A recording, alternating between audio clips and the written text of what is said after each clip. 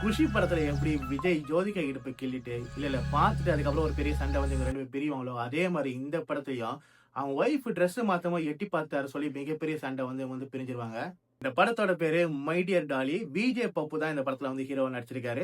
அவருக்கு குடுத்த ரோல அவர் பக்காவா பண்ணியிருக்காரு. ஹீரோயின ஒருத்தன் லவ் பண்ணி எல்லாத்தையும் பண்ணிட்டு விட்டுட்டு போயிட்டான். அதுக்கப்புறம் அந்த ஹீரோயின் மேல பப்புக்கு லவ் வருது. ஹீரோயினுக்கு என்ன பாத்தீங்கன்னா, இனிமே கல்யாணமே பண்ணிக்க கூடாதுன்னு முடிவுல இருக்காங்க. பப்பு ஹீரோயினை கன்வின்ஸ் பண்ணி பிரியமானவளே படத்துல வர மாரி ஒரு அக்ரீமெண்ட் போட்டு ஒரு 6 மாசம் கல்யாணம் பண்ணிட்டு இருப்போம்.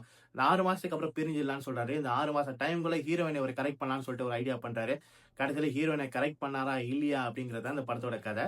படத்துல பாத்தீங்கன்னா, ஹீரோ சூப்பரா பண்ணியிருக்காரு. ஹீரோயின் சூப்பரா பண்ணிருக்காங்க. மத்தபடி அவங்க அம்மா கேரக்டர், மத்த கேரக்டர்ல வந்தவங்க யாருமே வந்து ஒரு வெயிட்டா பண்ணவே இல்ல. படம் வந்து ஆவரேஜ் தான் சொல்றேன். ஃபர்ஸ்ட் ஹாஃப் வந்து சூப்பராவே இருக்கும். என்னடா படம் சூப்பரா இருக்கேன்னு நெனச்சேன். பட் செகண்ட் ஹாஃப்ல பாத்தீங்கன்னு வச்சுக்கங்களேன், ஒரு சீன் வரும். அந்த சீன வந்து அப்படியே கட் பண்ணிட்டு கிளைமாக்ஸ்ல ஒரு சீன் இருக்கும். இது 2யும் வச்சுடலாம். எப்படின்னா, அவங்க வந்து ஒரு பொம்மையா செஞ்சு வச்சிருப்பாரு ஹீரோயின. அந்த பொம்மைக்கு பதிலா ஹீரோயின் போய் அந்த இடத்துல உட்கார்ந்திருப்பாங்க. பொம்மை நெனச்சு ஹீரோட்ட பேசிட்டே இருப்பாரு. நமக்கு எப்படி தோணும்னா, ஏம்மா தயவு செய்து நான் பொம்மை இல்ல உண்மைன்னு சொல்லிடுமா, அந்த படத்த முடிச்சிடலான்ற மாரி தோணும். அந்த 1/2 மணி நேரத்த மட்டும் கட் பண்ணியிருந்தாங்கன்னு வச்சுக்கங்களேன், படம் வேற லெவல்ல இருந்திருக்கும். இந்த வீடியோவ இந்த கிறுக்குத்தனமா லவ் பண்ற ஃபிரெண்ட்ஸ் எல்லாருக்குமே ஷேர் பண்ணிக்கங்க.